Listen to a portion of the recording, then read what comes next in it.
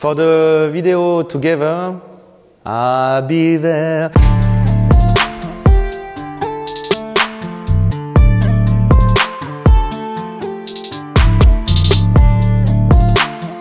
Salut à tous et bienvenue dans la magnifique région de Faro au Portugal où nous sommes venus essayer le tout dernier trail de Honda, la Transalp. La nouveauté très attendue par les spécialistes comme le commun des mortels, la Transalp c'est une institution depuis 1986. On l'a essayé sur les petites routes aujourd'hui et je peux vous dire qu'on s'est régalé.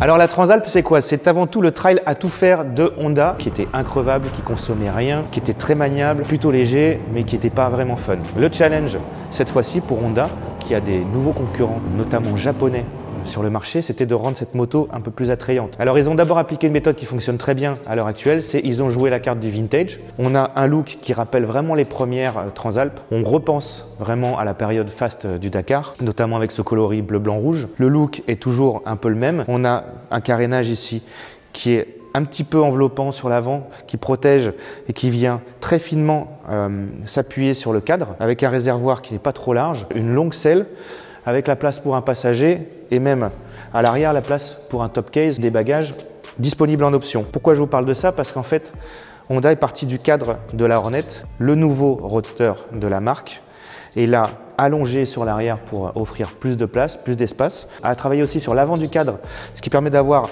un guidon un tout petit peu plus loin et un rayon de braquage beaucoup plus intéressant, une maniabilité beaucoup plus accrue et aussi une plus grande stabilité à haute vitesse. En complément, on a aussi le support d'amortisseur qui est dorénavant en position verticale, ce qui permet d'avoir un bon rendement au niveau de la suspension et surtout plus de confort. Outre le cadre, on trouve aussi au centre le bicylindre vertical calé à 270 degrés qui est issu donc lui aussi de la Hornet mais pensé dans le sens de la souplesse. On a une réponse à l'accélérateur beaucoup plus smooth et on a une meilleure allonge que sur la Hornet qui est plutôt pensé comme un roadster nerveux, utilisé plutôt en ville et sur les petites routes. Et ce qui est épatant, c'est qu'en fait on a exactement la même puissance, 91,8 chevaux que sur la Hornet, et le même couple avec 75 Nm.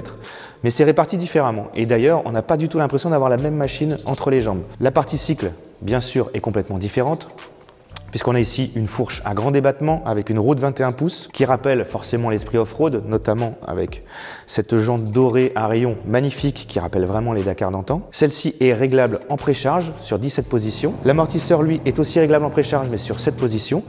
L'ensemble est plutôt cohérent. Sur les freinages appuyés, on n'a pas du tout la moto qui plonge comme on peut l'avoir sur l'Africa Twin, sa grande sœur, parce qu'elle est plus lourde. Celle-ci est plus légère avec seulement 208 kg sur la balance. On peut dire que c'est vraiment intéressant pour un trail. D'autant que c'est hyper bien réparti au niveau des masses. Sur la route, aucun souci. On a vraiment pu attaquer aujourd'hui sur les petites routes. On a fait frotter les repose-pieds. Et pourtant, il y a vraiment une belle garde au sol parce qu'on est à 210 mm. Je peux vous dire que la moto, c'est vraiment un jouet. Et on ne pensait pas parce que quand on regarde ce trail, il fait un peu classique. On se dit que ça va être quelque chose de pas si facile que ça à manier, qui sera vraiment pépère.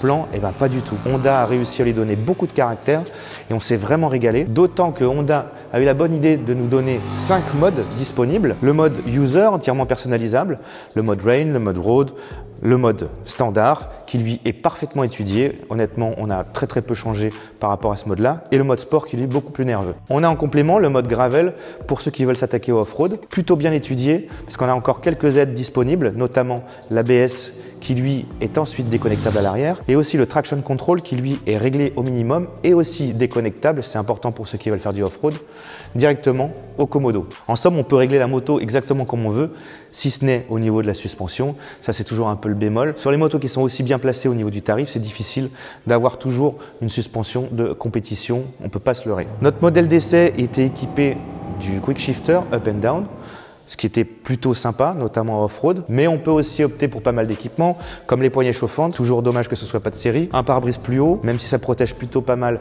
pour les gabarits moyens, on va dire. Et enfin, il est possible d'adopter toute une bagagerie entièrement dédiée. On regrette toutefois que cette machine ne soit pas équipée d'un régulateur de vitesse, vu que c'est une moto qu'on va utiliser tous les jours. Si on doit faire un petit peu d'autoroute, c'est toujours agréable. Alors cette Transalp, elle est disponible en 3 coloris, noir, gris et ce magnifique tricolore.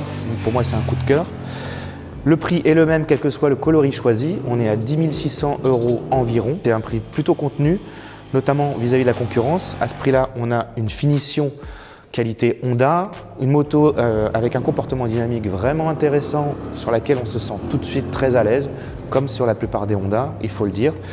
Certes, on n'a pas tout l'équipement qu'on avait sur le modèle d'essai, comme le quick shifter, comme les crash bars ou encore les anti-brouillard, mais cela permet aussi de se personnaliser sa moto avec les options. Alors la bonne nouvelle, c'est que la Transalp de Honda est de retour avec toujours ce look un petit peu baroudeur et en plus elle a gagné en caractère sans perdre en maniabilité, en polyvalence. C'est un peu l'engin à tout faire et c'est plutôt là que Honda a réussi son pari.